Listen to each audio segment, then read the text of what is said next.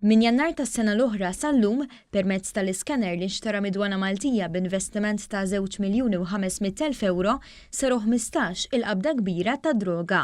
Qabdiet li riżultaw f'16 tunnellata kannabis b'valur ta' aktar minn 28 miljun euro u 632 kg kokaina b'valur ta' aktar minn 95 miljun euro. Biex kollox fi 13 xahar inqabdet droga b'valur ta' 132 miljun euro.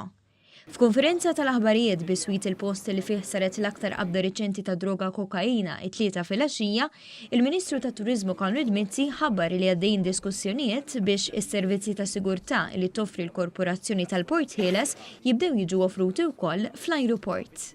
Dan il-best practice se nirreplikaw anki fil-Airport ġewwa l-MIA fejn bħalissa qegħdin f'taħdidiet bħala Ministeru mal-Malta International Airports u mal-Armata wkoll li FM li topprovdi il-manning of the gates biex il-Malta Freeport Corporation li bħalissa għandha toħsib il-security tal-Freeport tibda tagħti servizzi wkoll għal l-airport ukoll.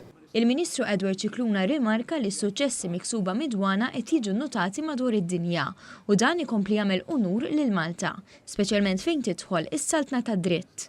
Pajjiżi kbar sew Ewropew u anke barra mill-Ewropa huma impressjonati u bi pjaċir ngħidlek illi pajjiżna bir-reputazzjoni tiegħu illi fejn jidħol is-serjetà kontra l-kriminalità jieħu azzjoni effettiva. F'dal-każ mhux biex nipproteġu l-pajjiżna, imma b'mod biex nipproteġu pajjiżi oħra fejn id-droga kienet sejra.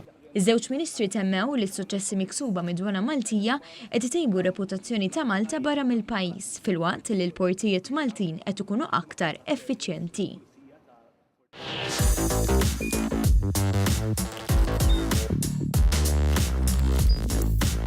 Idħol fuq one.com.mt u hemmhekk tista' tara l-programmi kollha li jxandru fuq One permezz ta' One Play.